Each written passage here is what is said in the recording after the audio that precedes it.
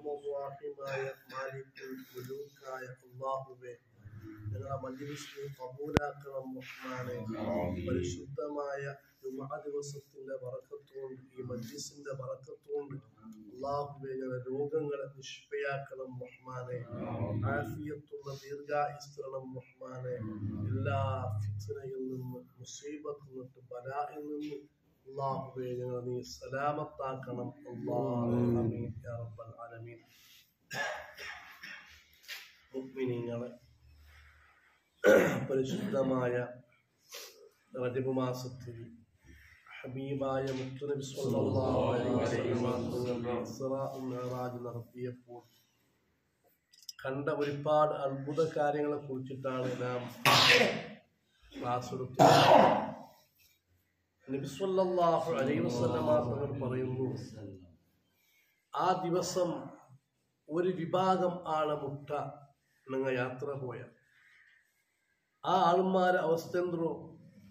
നബി സ്വല്ലല്ലാഹു അലൈഹി വസല്ലം തങ്ങൾ പറയുന്നു, അങ്ങനെ രണ്ട് ചുണ്ടും ആ ആൾമാരുള്ള ആ ഒരു കൂട്ടം ആൾമാർ, അങ്ങനെ രണ്ട് ചുണ്ടും ഒട്ടകത്തിന്റെ ചുണ്ടു പോലെയാണ്, വൺടന്റെ ചുണ്ടു പോലെയാണ്. ഒട്ടകത്തിന്റെ മുഖം പോലെ, വൺടയുടെ ചുണ്ടു പോലെയാണ് അവർ രണ്ട് ചുണ്ടും. സുബ്ഹാനല്ലാഹ്. അവർ തീക്കട്ടകൾ, തീരെ കട്ട കൊണ്ടല്ലേ അതിങ്ങനെ ബായിലിട്ടിട്ട് അങ്ങ് തിന്നോട്ടുള്ളാറ്. തീക്കട്ടകൾ എടുത്തുകൊണ്ട് ബായിലിട്ടുകൊണ്ട് അങ്ങ് തിന്നോട്ടുള്ളാറ്. സുബ്ഹാനല്ലാഹ്. അതോരെ പുറത്തു കൂടി, താഴ്ഭാഗത്തും കൂടി ആ തീക്കെട്ടുകൾ പുറത്തു വരുന്നു.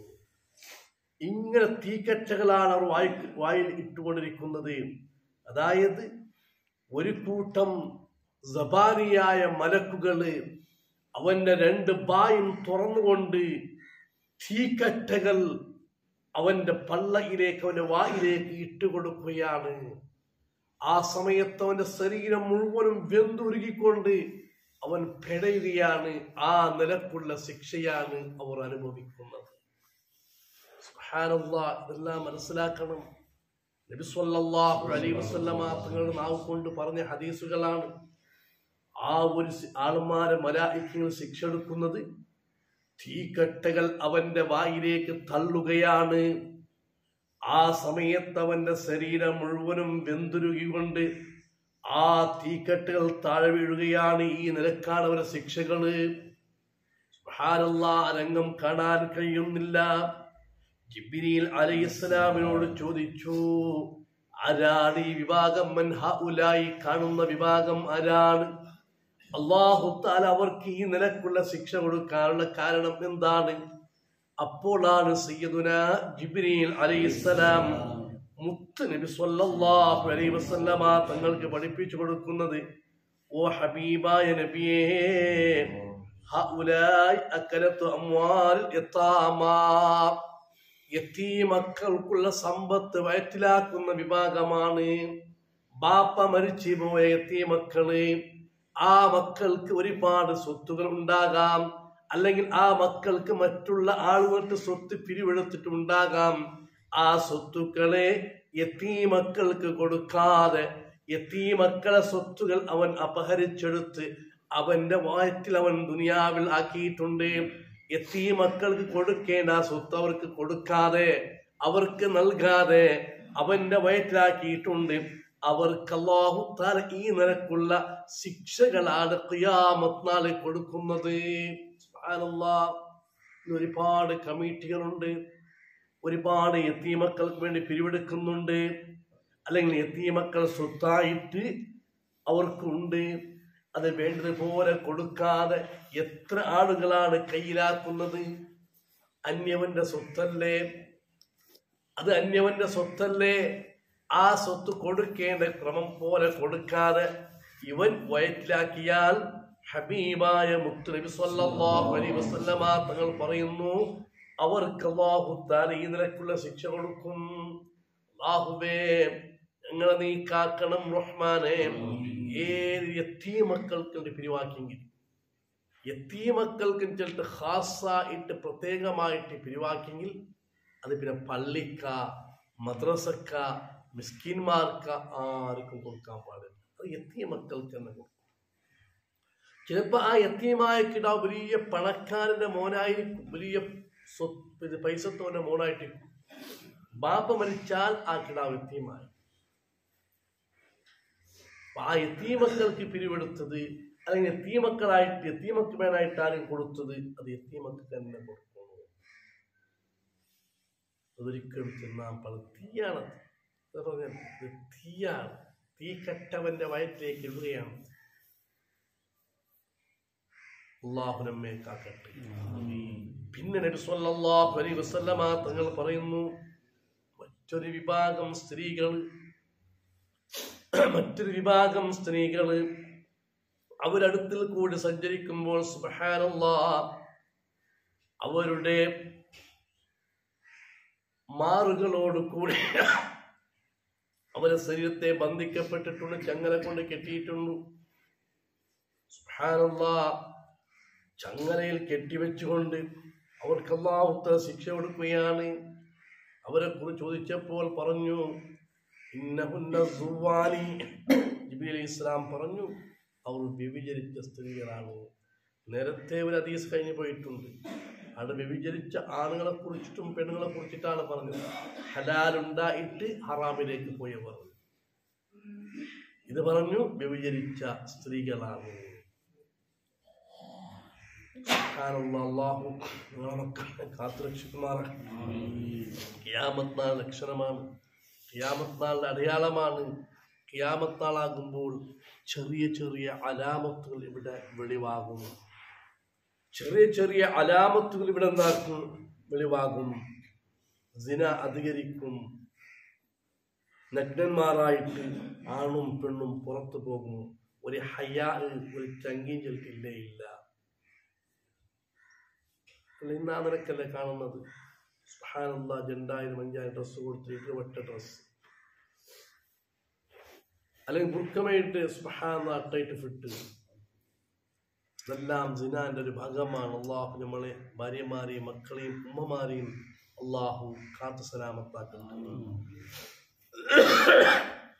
പിന്നെ മുത്തനബി സ്വല്ലല്ലാഹു അലൈഹി വസല്ലമ പറയുന്നത്, മറ്റൊരു വിഭാഗത്തിന്റെ അടുത്തേക്ക് ഞാൻ പോയി.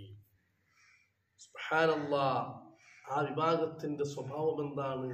സ്വന്തം അവരെ മാംസങ്ങൾ മുറിച്ചെടുത്ത് അവർ തന്നെ ഭക്ഷിക്കുന്നത്.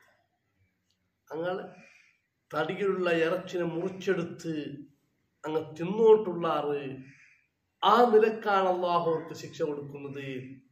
അവരെ കുറിച്ച് ഞങ്ങൾ കേട്ടപ്പോ ജിബ്രീൽ അലൈഹിസ്സലാം ചൊന്നു, ഹഉലാഇൽ ഗമ്മാസൂന അല്ലമ്മാസൂന. പ്രത്യേകം ശ്രദ്ധിക്കും. ഇങ്ങനെ ആറായിട്ടിക്കത് റീബത്തും നമീമത്തും ഏഷണിയും പറയുന്ന ആളുമാർ.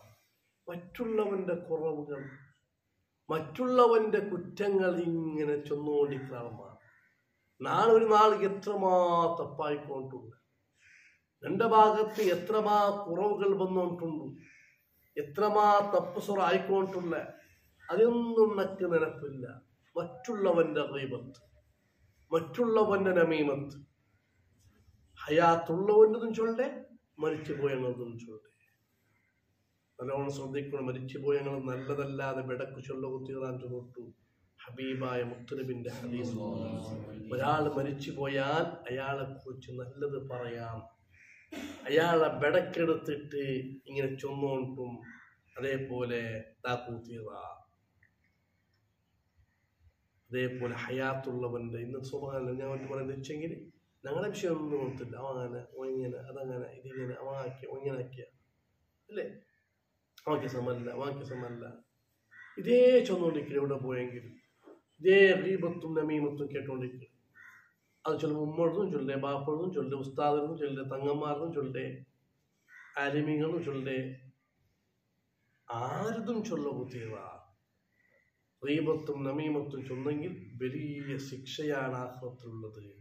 ഒരുപക്ഷെ ഞങ്ങൾ നല്ല നിസ്കരിച്ചുകൊണ്ടും ഖുർആൻ ഓതിക്കൊണ്ടും ദിക്ർ ചൊന്നുകൊണ്ടും ദ്വാരുന്നോണ്ടും സദഖ കൊടുത്തുകൊണ്ടും നല്ല നല്ല കാരുണ്യ പ്രവർത്തനം ആയിക്കൊണ്ടിരിക്കുക.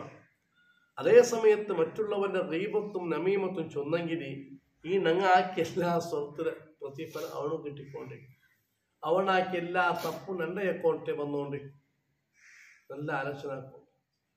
ജനത്തിന് ദീപത്തിൽ എന്ത് ചോദിച്ചു, നന്റെ എത്ര ഉണ്ട്, നാളെ എത്ര നാൾ കളിച്ചൊന്നുകൊണ്ടുള്ളേ, നന്റെ മേ എന്തെല്ലാം വടക്ക് സ്വഭാവം ഉണ്ട്. അള്ളാഹു നമ്മെ കാത്തു രക്ഷിക്കുമാറാകട്ടെ. ഈ ഒന്ന് മാത്രം ചൊല്ലി എത്രമാ ഉണ്ടു ഒന്ന് ചൊല്ലു ഞാൻ പാട്ടുക. നബി സല്ലല്ലാഹു അലൈഹി വസല്ലം തങ്ങൾ ചൊല്ലു, നാം ഒരു കൂട്ടം ആളന്മാരെ കണ്ട, യത്രകൂനൽ ഹലാല വയൽകുലൂനൽ ഹറാമ, നല്ല ഭക്ഷണം, ഹലാലായ ഭക്ഷണം അവിടെ ഉണ്ട്, അതെനിക്ക് വേണ്ട.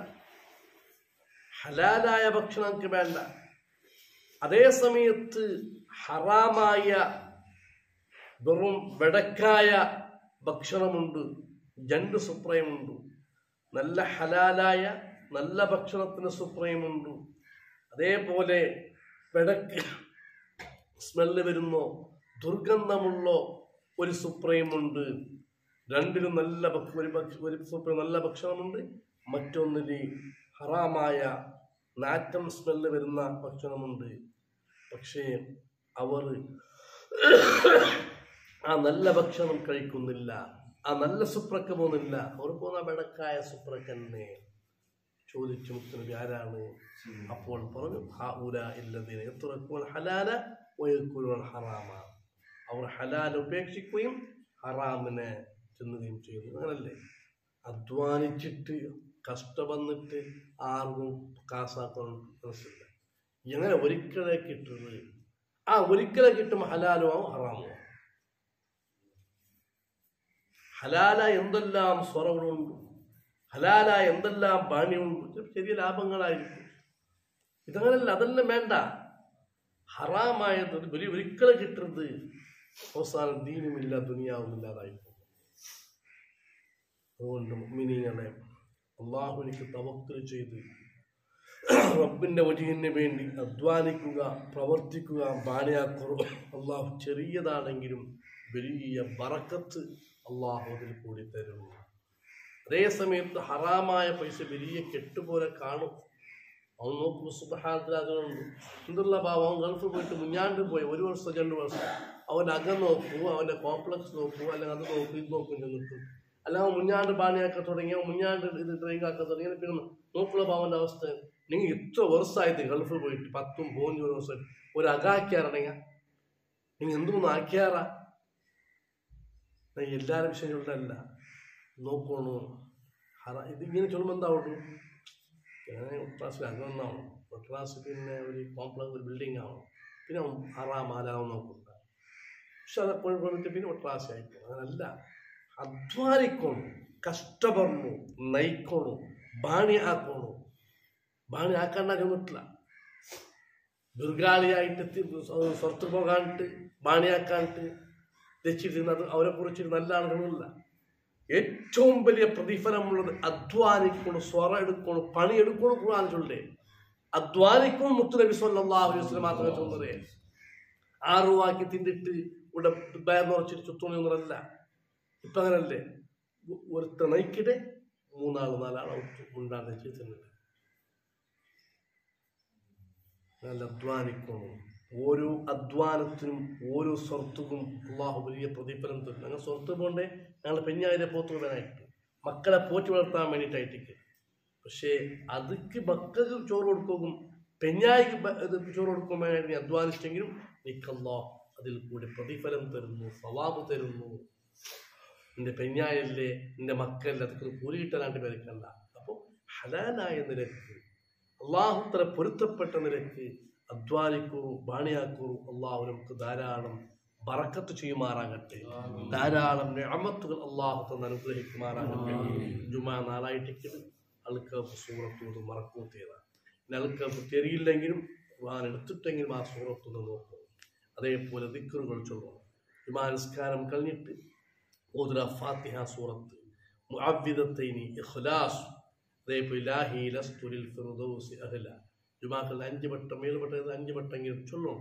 വലിയ പ്രതിഫലം കിട്ടുന്ന, ഇസ്ലാമായിട്ട് മുസ്ലിമായിട്ട് മരിക്കുള്ള ഒരു ദുആ ആയിട്ടിട്ട് അള്ളാഹു നമ്മൾ നമുക്ക് സ്വീകരിക്കട്ടെ. ഇൻഷാ അല്ലാഹ് നാളത്തെ ഒരു ദിവസം റജബ് മാസത്തിന് 27-ാമത്തെ ദിവസം നോമ്പിനെ കുറിച്ച് ഒരു ഹദീസ് നമുക്ക് പഠിക്കാം.